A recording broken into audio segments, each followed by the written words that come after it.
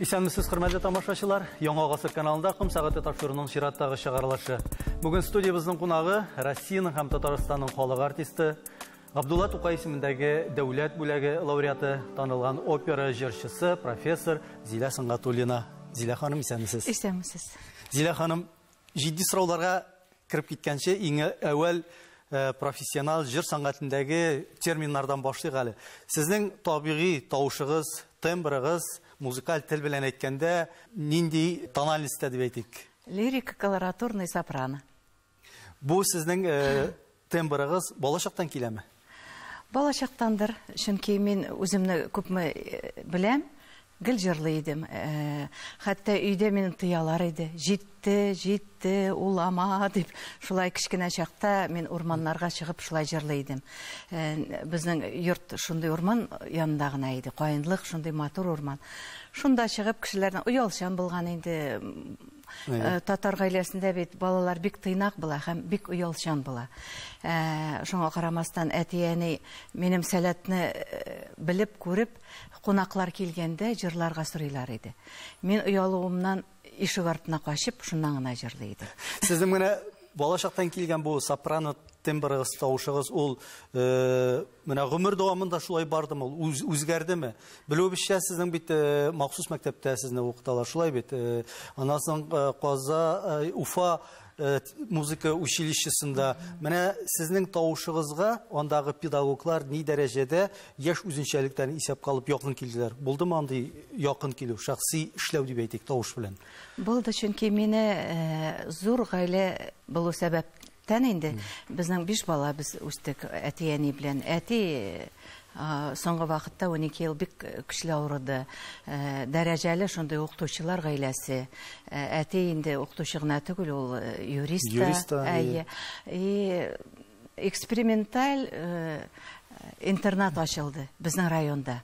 Салават районында, менә быел ниндидер юбилей уздыралар, китап чыгарганнар, чакыралар да, һаман вакыт юк. Сезгә килә алмаган шикелле, анда да барып булмый. Барырга күрәсе килә ине, балачак йөргән сукмакларны карап. Шушы интернат ул чынлап та эксперименталь булды. Ни өчен мине анда биргәннәр? Теге өйдә ашатырга аш булмаган өчен түгел, ниндидер менә сәләтне үстерер өчен. Анда махсус Уфадан килгән укытучылар иде. Музыка, анда хор, анда хореография, анда нәрсә генә юк. Менә чын-чынлап коммунистлар заманында бит шулай эксперименталь мәктәпләр ачып, төрле балалар сәләтен үстергә мөмкинлек тудырылган. Шулай бөтен мөмкинлектә тудырылган. Ул теге музыка ягынан гына түгел, эш ягынан да төрле яктан инде. Хәтта безнең үзебезнең анда сыерлар да бар иде, сыер савырга да өйрәтәләр иде, һәм бакча да бар иде.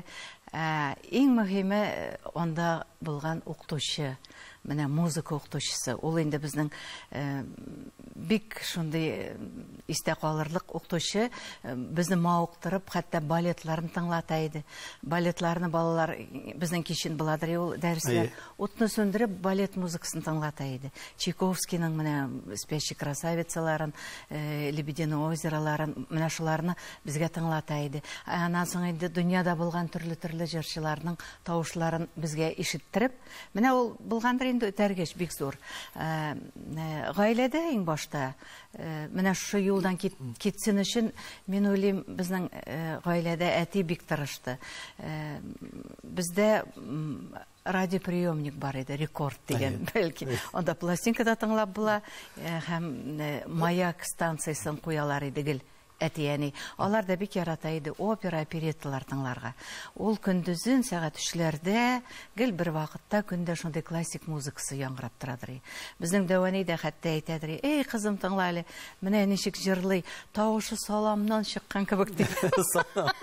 Шул лирик. Саламнан чыгу ничек буласы? Теге ничкә тавышы инде, ничкә матур, теге Алла Соленковаларны тыңлатадыр. Сез ул чакта әле менә сез үмит инде бала чакта бу опера сәнгате дигән төшенчә бар име? Ягъни әле сез аны ничектер җыр буларак кына кабул итә идегезме? Опера икәнен аңламый идек, чынлап та, опереттамы, операмы безгә бар-бар. Чөнки менә шу музыкасы ошо иде. Әти-әни тыңлагач, балалар да тыңлый бит.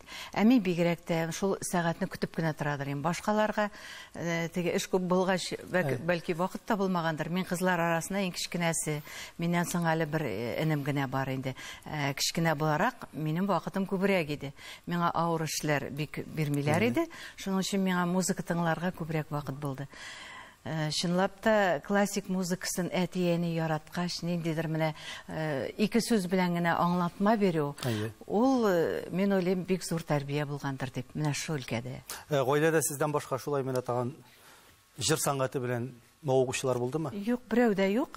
Шуңа Бүтән карамастан сәләтне сезгә биргән инде. Балалардан. Уйлыйм, һәр кешемгә биргәндер ул сәләтне. Әмма ләкин аны ничек менә дәвамы һәм аны үстерүче кеше булырга тиеш. Ну, әти баянда уйнап, шулай җырлатадыр. Мәктәпләрнең теге концертлары була бит бәйрәмнә, 9 майда, 1 майларда ул зурлап үткәрелә мәктәптә. Шул сәхнәгә чыгартып, безне апа белән дуэтлар әзерләп җырлатадыр. Анда инде татар җырлары гына түгел, русча да җырлар бар иде. Безнең мәктәп татарча һәм русча. 10 класслык мәктәп. Мин инде рус мәктәбендә, рус классында укыдым. Әнием укытты мине.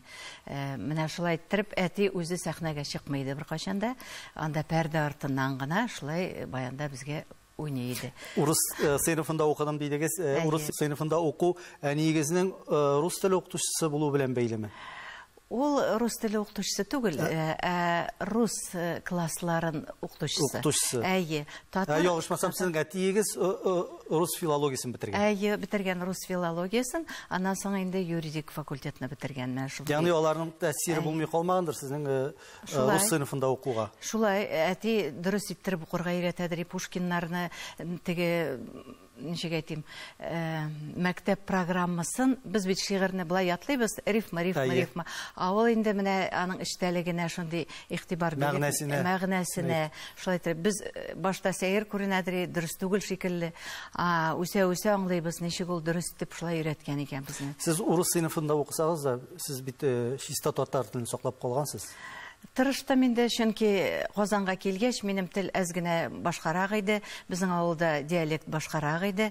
Шуңа карамастан Казанга килгәч, менә чын татар телен ишетәсем килеп, мин Казанга күбрәк килдем. Радионы куядыр, Казанны, әти-әни куялар инде, Казанны тыңлыйбыз. Нинди матур иттереп сөйләшәләр дип, менә кичкенә чакта да безгә игътибар бирәләр иде. Шуның өчен ул татар телен өйрәнәсе дә өйрәнәсе, чынлап та шомартасы. Аны өйрәнер өчен тәҗрибә кирәк, гел сөйләшеп торырга кирәк. Менә минем хәзер бер укучым бар, Кытайдан килгән татар егете. Ул Кытай теленнән башка бүтән бер телдә белми, һәм татар теле. Әйе, менә кичкенәдән Кытайда татар теленә өйрәткәннәр. Мин шуңа сокланып, аның белән 3 ел татарча гына дәресләрне алып бардым. Хәтта вокал терминологияларын өйрәнеп, шулай аңлатырга кирәк бит. Аннан соң инде хәзер магистратурага күчте, укый инде һаман. Мәйтәм, хәзер инде Базарбай русча гына иде сөйләшәбез. Өйрән русча. Кирәк булган ансыз. Кирәк. Зилә ханым, менә сез опера сәхнәсендә җырланган вакытта аена 15 опера әсәре башкарга туры килгән. Бүгенге көндә җырчыларның бу инде тавышка бик зур күчәнеш дип әйтергә кирәк. Бүгенге көндә җырчыларның елына 5 спектакльдән артмый дигәнсез. Менә бу бик зур аерма, бу нәрсәдән килеп чыга? Аларга ихтыяҗ юкмы, нәрсә ул? Мен уйлыйм, репертуардан да тора дип. Театрның репертуары бик бай иде, мин эшләгән чакта. Хәзер ул спектакльләр юк инде. Аннан соң Шаляпин фестивален уздырган чакта Гөл Шаляпин репертуарлары буладыр. Ул инде Фаустлар, аның Корон, ничек әйтим, төп роле Мефистофель ул күрсәткән. Ну, теге Сивильский цирюльниклар әйтәсе дә юк. Борис Годуновлар, күп аның катнашкан спектакльләре. Хәзер әз генә борчылу бар, чөнки Шаляпин җырлаган спектакльләр юк. Бөтенләй ул гомердә дә җырламаган спектакльләр бара театрда. Ул инде Шаляпин өчен түгел, Европа өчен эшләнгән нәрсә дип уйлыйм мин.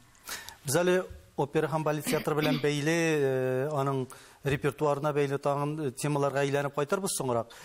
Сез бит гомер буе консерваторияны үзегез укып бетергәннән соң үзегез вокал дәресләре бирәсез, үзегез җырчылар тәрбиялисез. Менә әйтергә кирәк, җырчылар киләләр төрле тавышлар белән, шулай бит инде.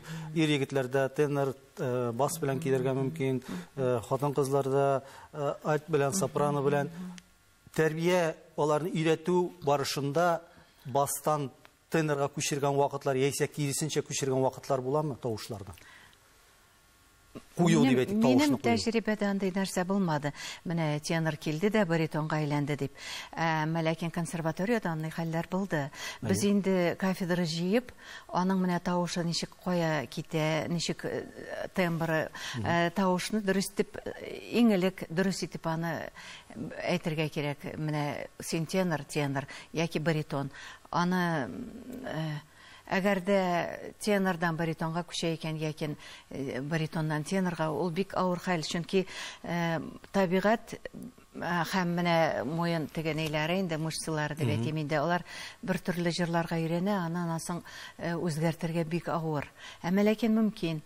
Менә әйтәсе килә Доминго гомер буе тенор булып җырлады, хәзер олыгайгач, бәлки аңа югары ноталарны алырга авырдыр. Аның табигаты буенча баритон тембрлары да бар. Менә соңгы аның чыгышларын тыңлап, мен уйладым, тенор булу аның яхшырак. Чөнки ул Доминго тенор булып танылды. Шуның өчен тавыштан тавышка күчеп бирергә мин киңәш бирмәс идем. Менә мин вокал укытучыларын хирург белән чагыштырыр идем. Кулына скальпель тоткан име. Инде хирургның ялгышы нинди фаҗигага китерәсе без күз алдыйбыз. Вокал укытучысының ялгышы нәрсәгә китергә мөмкин? Нәрсәгә җырчы җырларлык хәлдә булмый. Менә әгәр дә дөрес мәктәп бирмәсәң, сулышны дөрес куймасаң, тавышын дөрес итеп төгәлләмәсәң, ул бик җаваплы эш. Ягъни ул төшеп калырга мөмкин. Төшеп кала, җырламый, үзен анасын башка өлкәдә эзли башлый. Андый хәлләр безнең консерваториядә сирәк дип әйтим инде, юк дәрәҗәсендә без инде бергә киңәшләшеп эшлибез, шундый хәлләр булмасын өчен. Чөнки килгәннәр икән, без 8 генә кеше алабыз. Иң-иңнәрен алабыз. Тавышларның иң яхшыларын. Конкурс бездә бер урынга 4, 5, хәтта 6 кеше була. Конкурс зур, сайлау мөмкинчелеге шулай ук зур. Шуның өчен ялгышмыйча, дөрес иттереп, үзебезгә 8 кеше алырга тиешбез. 8 кешенең 8 кеше. Аларның барысы да спорт теманы менә әйтсәк, финишка барып җитәләрме? 8-е дә. Җитәләр. Менә ел сайын бит инде 5 ел сайын без чыгарабыз. Чыгарылыш укучыларны, укыган выпускникларны инде без алып барабыз Санкт-Петербургка. Анда җыела бөтен профессорлар, зав кафедра һәм профессорлар. Бездә инде хәзер 17 консерватория инде, тагын күбәйде 18 консерваториясы. Шунда без тыңлыйбыз 5нче курс студентларын. Госэкзаменга кадәр аларны нинди дәрәҗәдә, ничек алар әзерләнгән, киңәшмәләр ясыйбыз, методик конференциялар уздырабыз. Шуның өчен безгә ялгышырга ярамый. Берләшеп, бөтен консерваториялар профессорлары җыелышып, шулай эш итәбез. Зилә ханым, менә бар тавыш, бар талант. Менә тавыш һәм талант сезнең өчен алар икесе бер нәрсәме? Әллә инде алар икесе ике әйберме? Тавышы булып та талант булмаска мөмкинме? Мөмкин. Бармы андый очраклар? Теге без көлеп әйтәбез, сыерның да тавышы бик көр дип, көчле дип. Таланты юк. Ләкин аны тыңлыйсы килми, шулай бит. Менә андый яхшы теге чын табигатьтән бирелгән тавышлар бар. Әгәр дә аның музыкаллыгы булмаса, музыканы тойгысы булмаса, ул талант дип атала инде. Менә музыканы һәр җырчы үзенә китереп бирергә тиеш. Үзе аркылы үткәреп, аннан соң инде икенче автор булып, менә шулай иттереп башкару сәләте һәм музыкаллык сәләте, анда күп нәрсә, актерлык сәләте, тышкы кыяфәтенә хәтле, үзен тотышы, аның тәрбиясе, анда бик күп нәрсә хәзер опера җырчы булыр өчен бик җиңел түгел. Ягъни таләпләр зур. Зур. Әйтергә кирәк, ягъни талант белән тавышның гармонияда булуы ул опера җырчысын тагын да күтәрергә мөмкинлек бирә. Әйе. Әгәр дә менә җитеп бетми икән музыкаллык, без шуның белән эшлибез. Ничек тә булса, ул халык сизмәскә тиеш аның менә җитешмәгән якларын. Шуның өчен алар укыйлар. Шулай да беренче чиратта, мәсәлән, талант белән тавыш дигәндә, иң беренче баскычка сез нәрсәне куясыз? Талантнымы, тавышнымы? Талант белән тавышны. Тавышсыз андыйлар да була. Безнең менә опера бүлеге бар һәм театраль бүлеге бар. Ул чыга артист, музыкаль театр артисты. Анда ничек әйтим, драматик талант кирәк. Әгәр дә менә шул музыкаль операга барып җитәрлек таланты булмаса, без тәкъдим итәбез менә шу факультетка керергә. Төрле яктан карыйбыз. Кайсы яктан күбрәк аның таланты, шунда дөрес иттереп юнәлеш бирәбез. Безнең опера сәнгате дип әйтик Татарстанда, шул исәптән Россиядә ул кайсы милләт дип әйтикме, кайсы илнең мәктәбенә нигезләнгән? Мин уйлыйм, безнең рус мәктәбе бар. Әйтәләр русская вокальная школа дип, һәм телисеңме, теләмисеңме, ул барыбер нигезләнә Италия операсына. Шуннан чыккан бөтен нәрсә. Алар иң беренче булып менә шуны операны тудырганнар. Борынгы теге Италия композиторлары бар. Башта опера булмаган шундый камера әсәрләре тудырганнар, кичкенә ариялар. Италия инде ул тумышы операның Италия. Менә сез инде әйтеп киттегез, ике мәктәп, рус мәктәбе һәм Италия мәктәбе. Мин ялгышмасам, рус мәктәбендә, опера мәктәбендә күбрәк дикцияга игътибар итәләр, ягъни сүзләрнең әйтелешенә, аларның аңлаешлы булуына. Инде Италия мәктәбе ул белканто стиле дип әйтик, анда авазларның яңгырашы күбрәк игътибар ителә, сүзләрнең яңгырашына. Әйтегез әле, менә бу стильләрнең кайсысы безнең тамашачыга якынрак? Мен уйлыйм, шын талант тамашачыга якын. Шын талант. Әйе, нинди ул милләте булса да. Шын талант. Шын талантлы хәтта менә укымаган авыл халкы да аңлый. Бөтенләй операга кагылышы булмаган. Чөнки безнең анда мисаллар да бар. Авылдан китереп, менә опера тыңлатып, таныш артисткаларын тыңлап, 1 килә, 2 килә, 10 килә, 20 килә, 30 килгәндә ул менә шу музыканы ярата башлый һәм аңлый башлый. Суга кермичә йөзеп булмый бит. Шуның кебек тыңламыйча операны яратып булмый. Аны белергә кирәк, тыңларга кирәк. Шунда гына. Әйтегез әле, менә безнең татар теле операга ни дәрәҗәдә якын, кулай һәм безнең татар мәктәбе бар дияргә әле җирлек бармы? Татар операсы мәктәбе. Татар операсы мәктәбе бар. Чөнки революцияга кадәр безнең опералар булган. Классика, безнең татар классикасы нигезләнә шулай ук чит ил операларына, шуңа кара формалашкан. Күп вакыт теге депутатлар спорлаша инде әйтәләр, кирәк микән ул татарга опера? Нишләп ул менә табигатенә хас килми? Без күбрәк җыр яратабыз һәм драматик спектакльләр яратабыз, драмалар яратабыз. Ә бит исегезгә төшерегез, музыкаль театрлар булган. Ул менә шуннан башлана инде опера. Музыкаль, шул ук Җәүдәт Фәйзинең, әйме, Габашиның спектакльләре, музыкаль спектакльләр, Сәйдәшнең музыкаль спектакльләре. Менә шуннан музыкаль театрны тыңлый, кеше операга да тартыла. Шуннан киткәндер инде опера. Шул ук Җиһановлар безнең нигез салучылар операларга. Сәйдәшләр башта музыкаль спектакльләрдән башлап. Александр Кульчуревлар, менә татар булмаса да, нинди матур татар музыкасын язган. Ул менә чын татар кешесе дип әйтергә дә була, чөнки матур итеп татарча сөйләшә белә иде. Һәм аның музыкасы чын милли музыкасы. Менә без инде күнеккән операларны итальян телендә тыңларга имә, ул аның ничектер үзенең ахаңы бар. Ул менә нәкъ шуңа ятышлы кебек, менә ул итальяндан гына чыккан, менә ул нәкъ менә шул телдә генә булырга тиешле. Безнең татар теле ни дәрәҗәдә операда яңгыраш таба. Һәм сезнең бит инде татарча опералар җырлаганыгыз булгандыр. Чит публикаларга, чит илләрдә дә алар ничек кабул итә иде татар телендәге менә яңгырашны дип әйтик. Мен ойлайм, башта татар операсын җырлар өчен бик яхшы вокаль мәктәп аларга кирәк. Чөнки өйләр, менә шундый татар авазлары. Татар авазлары алар бик җайлы дип әйтә алмасым.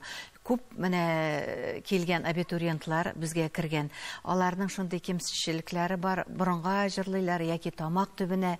Ул безнең телгә бәйләнешле. Шуның өчен менә ничек аны чистартырга, ничек матур әйттерергә, ничек тамакны азат иттерергә, борыннан чыгарып, телисеңме, теләмисеңме Европа мәктәбенә күчәргә кирәк. Чөнки чиста дип җырласалар, ул бик матур килеп чыкмый. Ягъни тел авазлар үзгәрә операда. Генә үзгәртергә кирәк. Түгәрәкләбрәк, телне матуррак иттереп, чын авылча иттереп операда җырлау, ул ничек әйтим, культура дигән сүз бар бит, музыкаль культура, тел культурасы. Ул драматик спектакльләрдә дә бар, менә телнең культурасы. Менә шу культураны операга күчереп, шулай иттереп, аның эше бик күп. Татар телендә җырлау җайсызрак, чынлап та Италия теле иң җайлы тел. Русчага өйрәндек инде, әмма ләкин Италия, без ничек әйтәбез, Италия теле, аларда да бит менә авазлар шундый матур, теле матур, үзеннән үзе агылып тора, җырга яхшы җайлы. Шулай иттереп җайлы ясарга кирәк татар телен. Менә сез әйттегез, җырлаган бар чит илләрдә публика ничек кабул итүе? Безнең татар телендә. Татар телендә менә исемдә романслар кичәсе булды. Русча романсларына кушып, татар халык җырларын. Мен уйлыйм, чит илдә бик яраталар шулай үзләре белмәгән ниндидер сәнгатьне. Алар өчен ачыш ул. Башка дөнья. Алар өчен. Англиядә менә шулай чын татарча гына концерт ясадык. 2 отделение, 2 бүлек. Чиста инглиз публикасына. Чистанда бер татарда булмаган. Алар менә узак басып торып алкышладылар. Ничектер менә татарны әле белмәгән чагы әле. Англиядә теге Уэльс җирлегендә инде. Алар да безнең кебек әзрәк темпераментлылар, шундый күңелле, шундый шат күңелле кешеләр, инглизлар кебек тыйнак түгел, алар шулай ук безнең кебек темпераментлары шулай туры килә безгә. Аннан соң Парижда безнең Казаныбызның 1000 еллыгына багышлап мин концерт ясадым. Парижның уртасында, анда да татарлар кая юк бит инде. Мин бик теге хәйләкәр программа төзедем, Чайковский, Рахманинов һәм Яхин, Рөстәм Яхин. Менә чагыштырып карадым, Рөстәм Яхинның романслары күбесе ошаган Рахманиновка. Рахманиновны ошаган Яхинга. Анда пентатоника бар, рус музыкасында. Алар утыралар, аларга шундый перевод бирделәр инде. Һәр сүзне аңлап утыралар. Менә җырлыйсың, менә синең сүзеңне аңлаган кебек шундый кабул итәләр, чөнки тәрҗемәсе бар. Мин уйлыйм, Рөстәм Яхин анда җиңеп чыкты дип. Алар шул хәтлем кызыксындылар, хәтта бүтән ноталарның ксерокопиясын алып калдылар. Безгә кирәк, менә безнең музыкаль неләрдә инде уку йортларына кирәк, без җырлыйбыз, безнең телгә тәрҗемә итәбез, шулай итеп менә шулай. Алар да кызыксыну уятты. Бик тә мин горурланып кайттым, чөнки безнең татар композиторлары яхшы дәрәҗәдә, Рахманинов дәрәҗәсендә, Чайковский дәрәҗәсендә дип. Зилә ханым, менә килешерсезме, юкмы, барыбер безнең әле милләт, безнең татар халкы егылып масса күләм опера һәм балетка йөрми. Масса күләм. Мин аның белән бик хәзер ризалашмас идем, чөнки операга йөриләр. Опера яратучылар күп Казанда. Алар сусаган, чын тавышка, микрофонсыз, менә шундый чын сәнгатькә, нәрсә дип әйтим, аларның килүләре, кызыксынулары, шуң белән бәйле опера театры ярты ел гастрольдә була, ярты ел эшли. Шуның өчен ел буе булса, бәлки бу заллар булыр иде. Хәзер менә халык өйлеп килә театрга, таңлайлар, премьераларга киләләр. Мин әйтмәс идем, килмиләр, йөрмиләр дип. Сезнең белән килешәм, ул опера сәнгате һәр кешегә дә, ничек әйтим, аңлау дәрәҗәсе Аңлау дәрәҗәсе юк, югары чөнки хәтсезлек. аңа тәрбия Тәрбия кирәк, кирәк. махсус тәрбия Махсус тәрбия кирәк. Төп сәбәп. Бар икән менә шундый тамашачы, опера яратучы, аларга тәрбия җиткән. Бәлки алар шулай башта аңламыйча йөргәннәрдер, аңнан аңлый башлаганнардыр. Ул төрле сәбәп булуы мөмкин. Элек мәктәпләрне китерәләр балаларны. Ул яхшы күренеш. Балалар өчен спектакльләр куя идек без.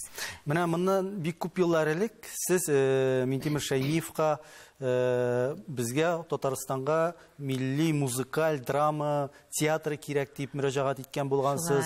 Ул вакытта ниндидер анда документ та имзаланган булган. Әмма ләкин Крыловның мәсьәлендәге кебек Акыш Шуртан һәм Кысладагы кебек арба әле кузгалмаган бер урында. Бу юнәлештә дип әйтик. Сәбәпләре ни өчен? Без инде бу мәсьәләне бүген дә кабаттан күтәрә башладылар. Сез күтәргән чор инде ул 20-30 ел элек булганда. Нигә бер дә алга китеш булмады ул? Алга китеш бар. Яхшы хәбәр әйтә алам. Киров районында теге Алафузов йорты бар. Ул кечкенә Мариин театры шикелле. Аны төзелеше дә, бүтән акустикасы, әмма ләкин ул бик шундый авыр хәлдә. Авыр хәлдә, ташландык хәлдә дип Ташландык хәлдә. Хәзер аны ремонт ясыйлар. Созвездие йолдызлык фестивале башланды бит инде. Без ул мәсьәләне яңадан күтәрдек. Яшьләргә эшләр урын кирәк дип. Бәлки менә шундый музыкаль спектакльләр куярбыз балалар белән. Аннан соң алар бит инде балалар гына булып калмыйлар. Безнең музыкаль колледжга керәләр. Аннан соң безгә консерватория бетергән.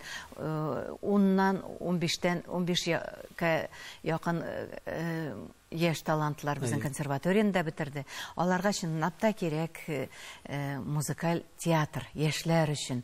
Анда оперетта булуы мөмкин, мюзикллар булуы мөмкин, һәм музыкаль спектакльләр, безнең классикалар, Шулук Сәйдәшнең спектакльләре. Ягъни бу инде сәяси яктан хәл ителгән мәсьәлә дип әйтелгән. Ителгән. Беренче адымнар. Ул театр ачырга кирәк дигән сүзне әйтергә генә җиңел.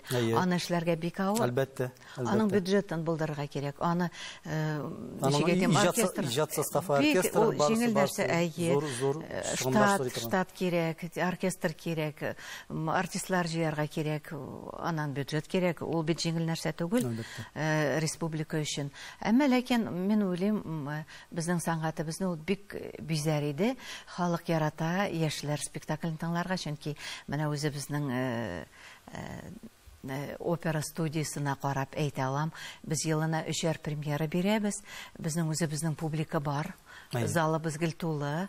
Без анда классиканы да бирәбез, рус классикасын һәм бик күп татар спектакльләрен куйдык. 6-7 спектакль татар спектакльләрен. Сәйдәшнең бөтенләй яңгырамаган Җанкисәк Хафизәлә Иркәмне куйдык. Бик матур.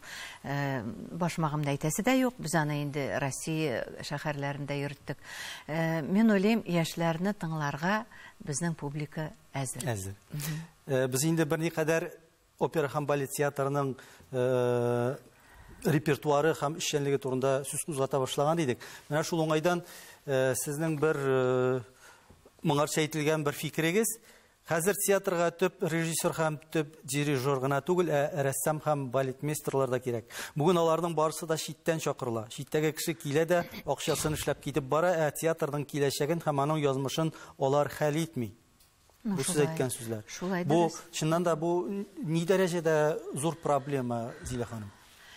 Нәрсә дип әйтим инде? Хәзерге заман имештер, менә чит илдә шулай театрлар штат тотмыйлар, имештер чакырылган артистлар җырлый, әмма ләкин мин уйлыйм, анда режиссерлар бар дип театрда.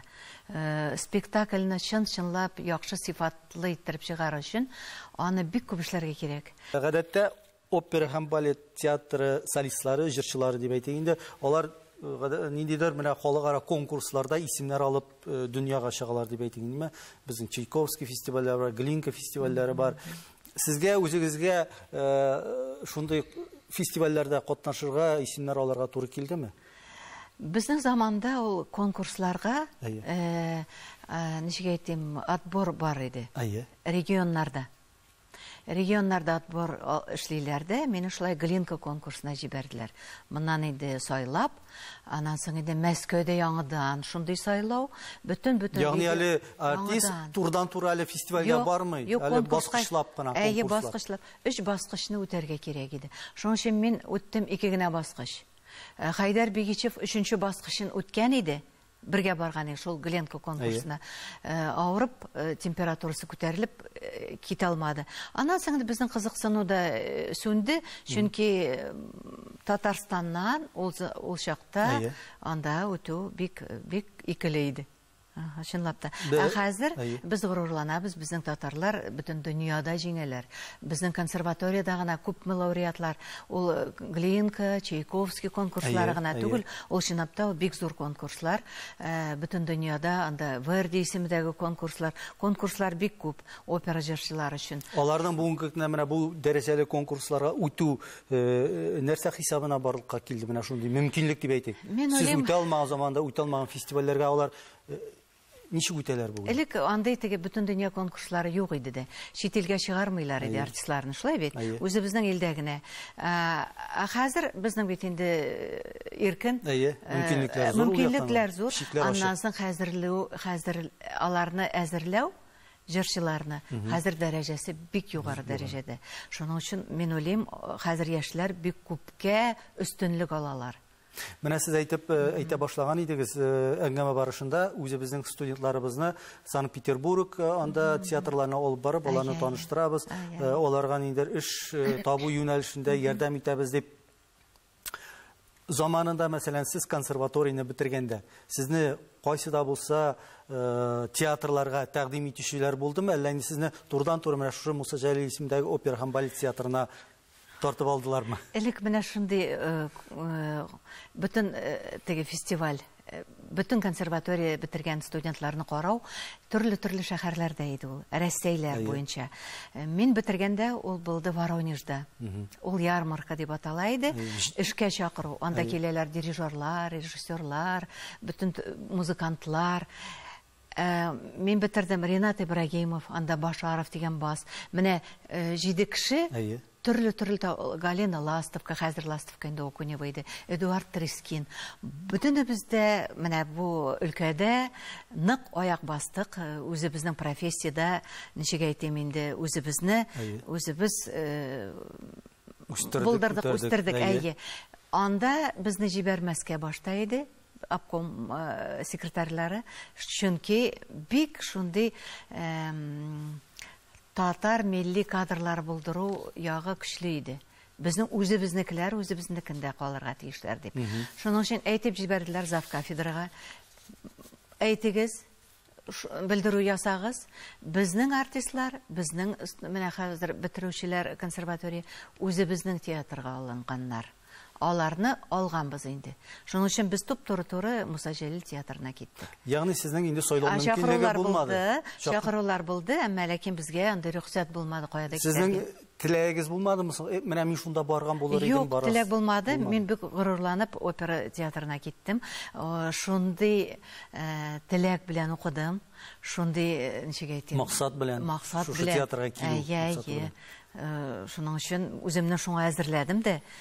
Казанга килүем дә, ул Казанны яратып, шушы сәнгатьтә булу, опера театрындагы артистларын ничек әйтим, аларны тыңлап, Зөлхә Хисмәтуллиналар, аннан соң Фәхри Насретдиновлар, Азат Аббасовлар, Мөнирә Булатовалар, алар мин Башкортстаннан килгәч инде анда билгеле артистлар, аларны тыңлап, сокланып, менә шуларны күрергә, шулар янында булырга дип, чынлап та бөтен теләкләр кабул булды.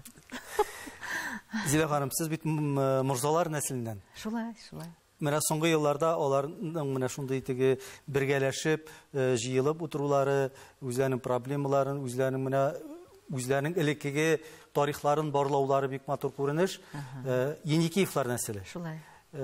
Сез димәк, балачактан Зилә Еникеева булып үстегез. Минем әни Еникеева. Ул бер кайчан да үзгәртмәде фамилиясын, Гөл Еникеева булды. Әти минем Сунгатуллин, әни Еникеева, минем әни ягыннан. Һәм дәвәтем минем Еникеев бик зур укытучы булган. Мен аны исемдә 9 яшемә хәтлем, аның тәрбиясендә үстем. Ул мине күп нәрсәгә өйрәтте. Русча дөрес сөйләшергә. Ул шулай ук рус теле укытучысы иде. Башкортстанда иң беренче укытучы, рус һәм әдәбият укытучысы. Сезнең бу фамилияны йөртәсе килгән вакытларыгыз булмадымы? Алай булмады. Ул заманда бит мин үскән чакта мырза түгел, барыбыз да бер тигез, аерма юк бит инде. Аннан соң гына инде курыкмыйча үзенең нинди тукымыннан икән әйтү мөмкинчелеге булды. Аннан соң шуннан килде теге таныклык бирү, син менә шундый нәселдән дип. Мен инде горурланам үземнең нәселем белән, чөнки күпме яхшылык эшләгән минем дәвәтием, әнием, әтием, кешене ничек әйтим, тәрбияләү һәм укыту ул иң зур дәрәҗә. Мин шулай миссия. Минем әни яшь чагында ук олы яшьтәге апалар, абыйлар Нәсима апа дип әйтәләр яна. Хөрмәт билгесе. Хөрмәт бик зур укытучыларга. Менә морзалар нәселе дигәннән Совет елларында бит аларның күбесе шактый кимсетелүләр, кыерсытуларга дучар булалар морзаларның. Ялгышмасам, сезнең нәсел ул кадәр үк аның салкын җилләре тимәгән кебек Совет чорының. Әллә мин ялгышаммы? Юк, ялгышмыйсыз, чөнки аларны теге кулаклар дип күп кимсетүләр алар узган. Минем дәвәтием яшьли гаиләсеннән аерылып шулай киткән. Шундый кимсетүләрдән качыпмы инде Казанга килгән, укытучылар семинариясендә укыган, Тукай белән таныш булган. Мин Габдулла Тукайга бик рәхмәтле, үземнең гаиләм булуына, чөнки ул әйткән, син Мәхмүд бар, Башкириядә анда бөтенләй грамота юк, кешеләр укый да белми, яза да белми, син шунда бар дип әйткән. Тукай әйтү буенча Фатихасы белән килеп, шулай Башкортстанга килеп, халыкны укыткан. Аннан соң шунда дәвәниемне тапкан иде, менә минем гаиләм булган. Шулай. Зилә ханым, сез үзегезне ирекле кеше дип әйтә аласызмы? Һәм сезнең аңлауда ирек нәрсә ул сезнең өчен? Үз сүзеңне әйтә белү, ирек. Аннан соң теләгән профессияңда булу, эшең булу, яратып эшләү, ул ирек. Мин шулай дип уйлыйм. Мин үземне бик ирекле дип саныйм, чөнки миңа бернинди дә киртәк беркем куймый. Мин нәрсәгә тотынсам, шуны яратып эшлим, җиренә җиткереп эшлим. Иреклек шулдыр дип уйлыйм мин. Бүгенге җәмгыять, менә әйтик, безнең илдәге система кемнәрдер аны бездә Россиядә тоталитар режим, авторитар режим дип әйтүчеләр бар. Бүгенге җәмгыятьтә сез үзегезне ничек хис итәсез? Бар бит шундый күренеш, бүгенге көндә сизелә, ниндидер уңышлы кешеләр заманы дип әйтмә, ниндидер анда зыялылык, анда интеллект ничектер икенче планга калган шикелле. Сез аны уйлыйсызмы? Мен уйлыйм, чөнки сәнгать һәм образование ничек була әле? Белем, юк, образование. Мәгариф һәм сәнгать, алар иң беренче планда булырга тиеш. Хәзерге менә җәмгыятьтә. Шуның өчен менә ул яхшы дәрәҗәдә булса, безнең тормышыбыз да бөтенләй икенче була. Бөтенләй укымаган, акчаны ничектер тапкан да, тегеләй булай, шундый юл белән, мен уйлыйм, алар барбыр үзен иркен тота алмыйлар, үзен ирекле кеше дип саный алмыйлар. Шуның өчен ягъни җәмгыятьнең шундый куярга кирәк. Алдынгы билгесе, аның күрсәткече, төп күрсәткече мәгариф белән сәнгать. Шулай. Иң башта шуннан башлана бөтен нәрсә. Тәрбиядә, киләчәктәге буыннар нинди тәрбиядә булу, нинди аларның дәрәҗәсе, белем дәрәҗәләре. Ул бөтен нәрсә шуннан башлана.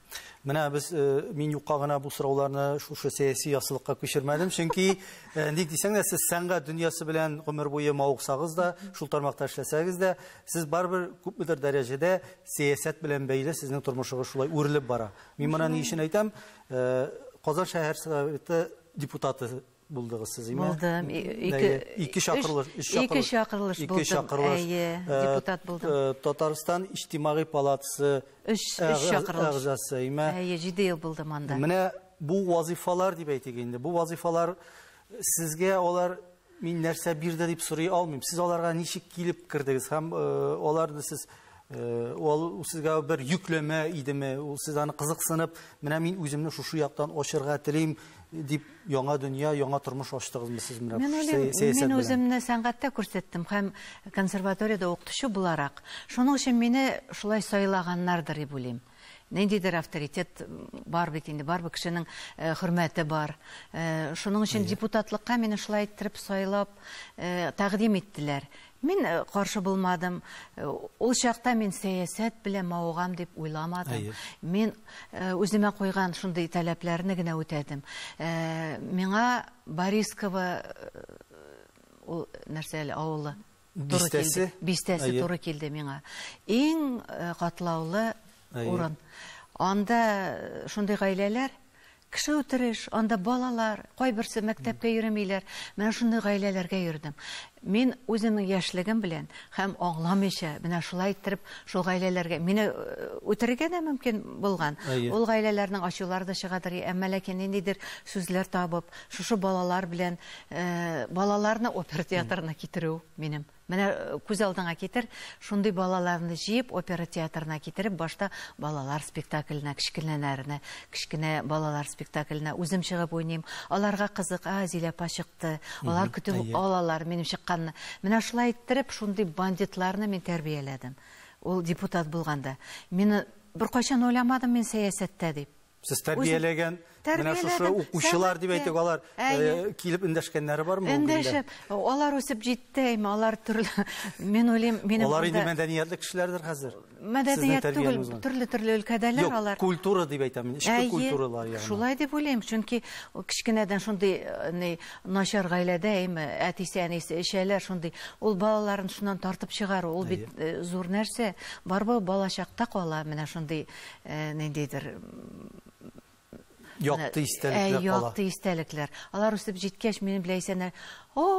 Исәмсез, руслардан да, татарлар да, здрасте. Минем белән исәннәшәләр, мәйтәм, бу бандитлар семьясыннан, шундый гаиләсеннән балалар хәзер әйбәт гаиләдә, үзләренең гаиләләре бар. Ягъни сез үзегезнең эшчәнлекнең нәтиҗәсен күрә алдыгыз. Күрдем, чынлап та. Аннан соң кибетләргә керәм, бер вакытны шундый ниндидер туфли алырга кердем. Андагы яшь кенә кыз инде карап тора, шулай карый бу. Ну ладно, артистларның гел шулай карыйлар инде. Аннан соң әйтәм, мин бит сезне беләм, кичкенәдән, менә Снегурочка операда, сез бит мине китердегез, шушы гаиләдән булып чыкты, кибеттә эшли. Кыз, ничек синең хәлләр? Әйбәт, менә укыдым, ниндидер анда, училище бетергән. Шулай торып кооператив нәрсә. Ягъни дөрес юлга баскан, тормышта үз урынын тапкан. Үз урынын тапкан, шулай торып горурланырга, чөнки минем файдам тигән дип. Общественная палатада инде ул 7 ел буе булдым. Анда шулай ук мен сәясәт дип теге авыз күтәреп трибунага чыкмадым. Анда инде дежурстволар була, утырасың, кабул итәсең халыкларны. Нинди генә кеше килмей. Нинди генә гызырлар белән килмей. Анда журнал һаманда язылган. Мин комический шундый иттереп язадырым. Бу тагын килде, эшлисе килмей, әмма ләкин килә, аңа кызык. Ярдәм сорый, нинди дә булса. Юк, мин аны 1-3-4 Данилов дигән бер кеше инде. Мен инвалид, тегеләй була, килә. Мин бит инде 3 чакырылышта. Мәйтәм, син тагын килдеңме? Инде килдем. Син мәйтәм, эшлисең килмей бит, мен сиңа эш таптым. Менә мен инде чынлап аңа эш табам. Менә тегендә бар директорлар, заводлар директорлар белән сөйләшеп. Юк, аңа шулай кызык икән. Менә эшләмичә, шулай ни диде булса льгота кирәк, ярдәм көтү. Ну, ярдәм булгандыр инде, шуны табып шулай. Аннан соң инде вак тиек шундый ярдәмнәр булды инде, сүздә юк аны. Зилә ханым, менә сәясәтне әйтәләр, пишрак эш дип әйтмә, сәясәте. Сезнең күзлектән пишрагы бармы? Нәрсәдән пишрагы? Мин пишрагын күрмәдем. Әгәр дә ул менә мин эшләгән эшләр сәясәт дип саналса, нинди пишрак инде? Кешегә ниндидер ярдәм итәсең килү, ул бит инде нинди пишрак? Ул яхшы күренеш, мин шулай дип уйлыйм. Әгәр дә кичкенә хотя бы 100 кеше килә икән, син 2 кешегә ярдәм итәсең икән, ул бит шулай ук яхшы. Кеше бит менә бер генә төрле халәттә яшәми, Зилә ханым. Аның шатланган вакыты да була, уйланган вакыты да була, күңел төшенкелегенә дә бирелә кеше. Шатланган шундый күтәренке рухтагы вакытлар инде алар әлбәттә кеше өчен позитив, сәламәтлек өчен теге файдалы. Менә күңел төшенкелеге ул сәнгать кешеләрендә, мәсәлән, шәхсән сездә ул еш буламы, очрыймы һәм ул халәттән сез ничек чыгу юлын табасыз, әгәр дә булса? Мин аны хәзер күзәтәм студентлар белән дә. Бар студентлар нык талантлы, бар уртача. Тавышы яхшы, без аны ничек тә булса, шулай дәрәҗәгә күтәрәбез. Шундый студентлар, менә карый да зур талантлы студентларга. Алар 1-2 генә була. Менә 8-ның арасында 2 булса, ул бик яхшы процент. Аларның күңелләре төшә, менә нишләп мин дә шулай җырлыйсым килә. Минем нишләп тавышым шулай түгел. Табигатьтән сиңа бирелмәгән андый ук тавыш, әмма ләкин бирелгән тавышыңны эшләргә була. Алар белән менә психолог шикелле эшлим. Үземнең теге гаилә шикелле.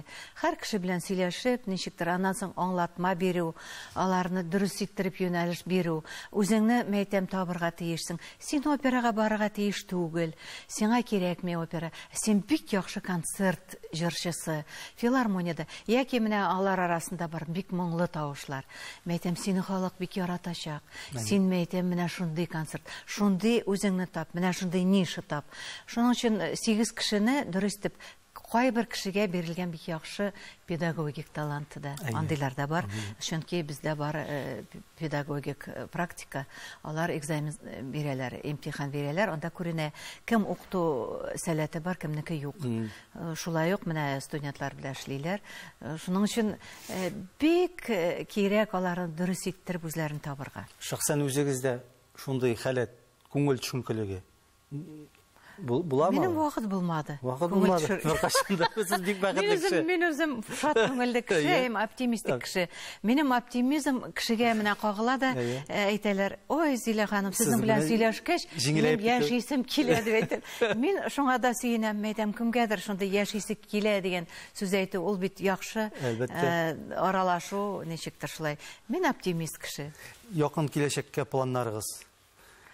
Планнар алар көндә инде. Без сезне сәхнәдә, тамашачылар сезне сәхнәдә күрә аламы? Еш күрә алалармы алар сезне? Еш түгел хәзер, чөнки безнең консерватория концертларында сирәк кенә үзебезнең консерватория зур концерт залында чыгышлар булгалый. Әмма ләкин төрле концертлар, менә Туфан Миннуллин кичәсе манда, Мәскәүдә үткәрелде, бик матур. Чакырган җиргә барам. Кишәләргә шулай. Чөнки җырчылар, хәзерге заман җырчылар бик әз. Менә безнең татар классик композиторларын җырлаган һәм безнең шагыйрьләр, зур шагыйрьләр сүзләренә язылган җырлар, халык көйләре. Шуның өчен чакыралар, чакырган җиргә барам. Безнең эстраданың киләчәген ничек күрәсез? Мен уйлыйм, аңга келерләр. Моннан татар җыр сәнгатенең дип әйтик әле. Монда эстрада белән генә чикләми. Аңга келерләр дип уйлыйм, чөнки халык та айыра башлый хәзер. Теге укымаган, чираклы гына чыккан җырчыларны барбы, алар гомерлек түгел. Гомерлек түгел. Алар бүген чыга, иртәгә китәләр. Әмма ләкин төпле белем алганнар, алар кала пенсиясына хәтле эшлиләр. Халык аңлый, барбыр аңлый. Шын сәнгатьне әйтәм бит, укыганмы, укымаганмы, халык әзерме, әзер түгелме аңлый. Шуның өчен талантлар сәхнәдә булырга тиеш. Әле яңрак кына кайттым Кырымнан. Үземә ачылыш, зур ачыш ясадым. Белә идем инде Кырым татар театр барлыгын. Чөнки аларның солистлары узган ел безгә килделәр. Аның директоры Билалов дигән кеше солистларын безгә китереп укытты. Бер ай бездә ничектер курслар үткәрдек. Без алар белән эшләдек. Алар бит килделәр, Аршын Малалан спектаклен куйдылар монда. Тинчурин театрында инде үзенең спектакльләрен күрсәттеләр. Һәм шушы солистлар белән мин эшләдем. Ул директор карады да, говорит, каралы, кайттылар ди, алар ди бетрәк җырлый башладылар. Шундый рәткә салындылар ди. Бер генә айда инде шулай бик тиз. Хәзер яңа аларның премьерасы чыкты инде 19 июньдә. Шул спектакль чыгарылыш өчен безнең ректорга шалтырата, шушы директор говорит, әйтә, Зилә Даяновнаны җибәрмәссезме безгә? Менә безнең премьера шушы яшьләр белән эшләргә. Мин анда бер атна эшләдем, шулар белән премьерага әзерләдем. Шундый талантлы Кырым татарлары. Мин горурлык хисе кичердем, театрда үз телләрендә сөйләшәләр. Оркестрында, солистлар, музыкантлар. Татар мөхите. Татар мөхите белән яшиләр, менә бер гаилә шикелле. Шул хәтле миңа күңелгә рәхәт булды. Хәзер алар инде мине эшкә дә чакыралар. Күчеп килергә дә. Мин әйтәм, мин инде шушы яшемдә кая күчеп йөрим инде. Күпме булдырам сезгә ярдәм итәм. Хәзер менә созвездие йолдызлык белән барабыз бит Кырымга. Шулай ук концертлар куябыз, ул фестиваль чынлап та бик кирәкле, киләчәк сәнгатькә дә, эстрадага да, бөтен нәрсәгә кагыла, чөнки менә сез әйтәсез киләчәге нәрсә дип, киләчәге шушы балаларда талантлы. Ул талантлы балаларны ачарга кирәк, аларны үстерергә кирәк, аларны укытырга кирәк. Амин, шулай булсын. Менә шулай театр булу, мен уйлыйм, өмет белән яшим, менә шу театр булдырабыз дип. Булдырабыз. Амин, шулай булсын. Музыкаль театр яшьләр өчен. Зилә ханым, эштәлекле әңгәмәгез өчен бик зур рәхмәт. Мин инде телим сезгә һәр вакытта менә шундый оптимист булып калуыгызны һәм безнең яшь буынны тәрбияләүдә әле сезнең тәҗрибәгез, сезнең тормыш багажыгыз ихтыяҗ булсын, кирәкле булсын. Яшьләр сезгә рәхмәтле булсыннар. Рәхмәт. Иң зур бүләк шул рәхмәт. Рәхмәт сезгә.